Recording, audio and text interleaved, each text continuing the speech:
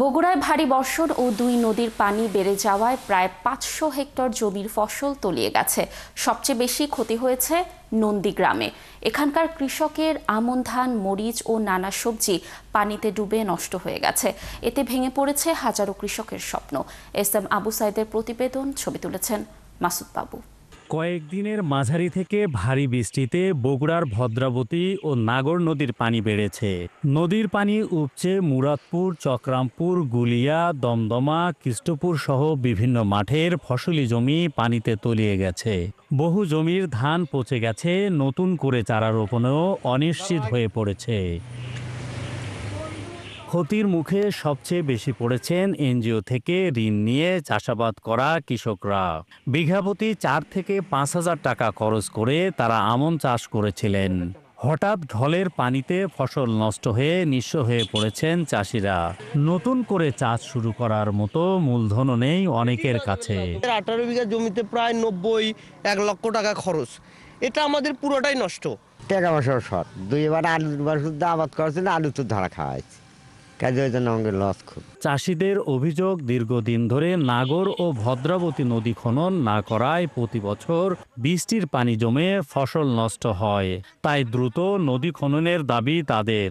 আমরা কৃষক মানুষ ব্যাপক ক্ষয়ক্ষতির মধ্যে পড়ে গেছি।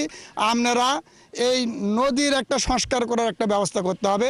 সরকারের কাছে আমার কাছে আকুল আবেদন, সরকার যেন আমাদের এই ক্ষতিটার একটু ব্যবস্থা নেয় আর কি। কৃষি সম্প্রসারণ অধিদপ্তর জানিয়েছে, এবছর বগুড়ায় রোপা আমনের লক্ষ্যমাত্রা ছিল ৮৫,০০০ হেক্টর। এর মধ্যে নন্দীগ্রামে রোপণ হয়েছে ২,০০০ হেক্টরে। পানিতে ডুবছে প্রায় ৪৮০ হেক্টর জমির ধান। আমরা বলে দিয়েছি যেখানে যেখানে ধান ডুবে গিয়েছে, চারা কেবল লাগিয়েছে আর কি, রিকভারি স্টেজ আছে, তো সেখানে তারা ওই গ্যাপটা যেটা ডুবে গেছে অন্য জায়গাতে চারা এনে তারা রিকভারি করে লাগাইতে পারবে। তো আশা করা যায় আমাদের যেটুকু নিয়োজিত হয়েছে আমরা এটাকে রিকভারি করতে পারবো। এদিকে পানি উন্নয়ন বোর্ড জানিয়েছে, ভদ্রাবতী নদীর ৩ কিলোমিটার খনন কাজ ইতিমধ্যে সম্পন্ন হয়েছে। পর্যায়ক্রমে অন্যান্য নদীও খনন করা হবে। বগুড়ায় ২৩টা নদী এবং ৭৮টি খাল রয়েছে। এই খাল এবং নদী পর্যায়ক্রমে খনন করা হবে। বাংলাদেশ পানি উন্নয়ন বোর্ড সে ধরনের পরিকল্পনা গ্রহণ করেছে। ভদ্রাবতী নদী যেটা বললেন, সেটার মাত্র ৩ কিলোমিটার খনন করা হয়েছিল, বাকি অংশটুকু খনন করা হবে অতি শীঘ্রই। এস.এম. আবু সাইদ, ৭১, বগুড়া।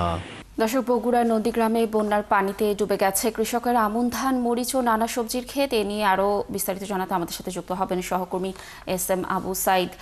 সাইদ, আপনার প্রতিবেদনটি আমরা দেখছিলাম। প্রতিবেদনে যেমনটি দেখলাম যে বন্যায় সবজি থেকে শুরু করে আমন ধান ডুবে গেছে। কৃষকরা কি ধরনের সহযোগিতা আসলে আশা করছেন এবং প্রশাসন প্রণোদনার ব্যাপারে কি কোনো ধরনের পদক্ষেপ নিয়েছে কিনা আদৌ?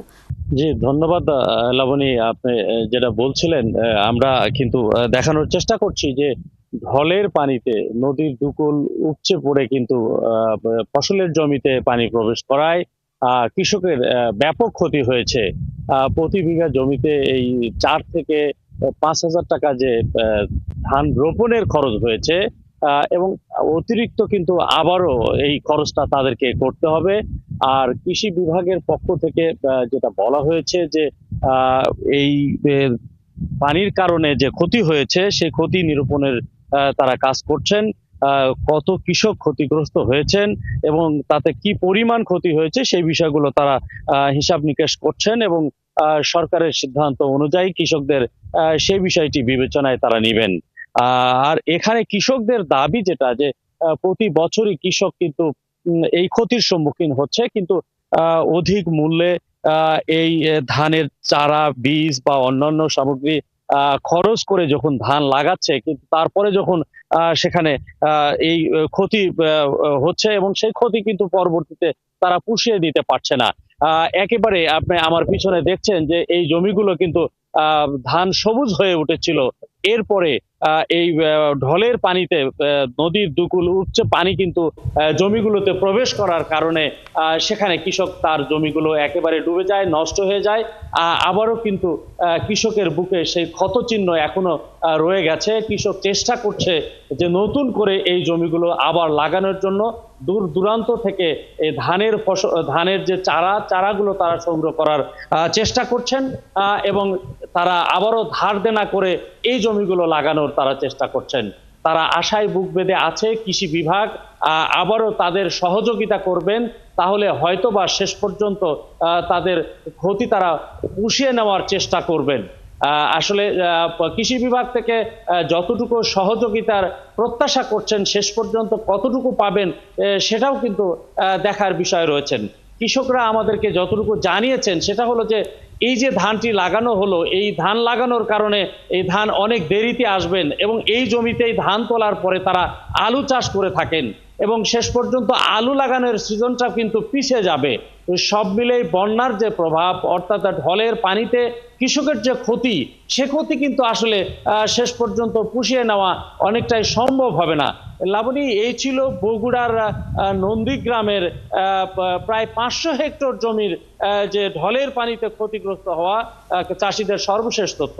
সাইদ, ধন্যবাদ আমাদের সাথে যুক্ত থাকার জন্য। আমরাও আশা করছি নিশ্চয়ই প্রশাসন কৃষকদের সহযোগিতার ব্যাপারে যথাযথ পদক্ষেপ নেবে। দর্শক, যুক্ত ছিলেন আমাদের সহকর্মী SM আবু সাইদ।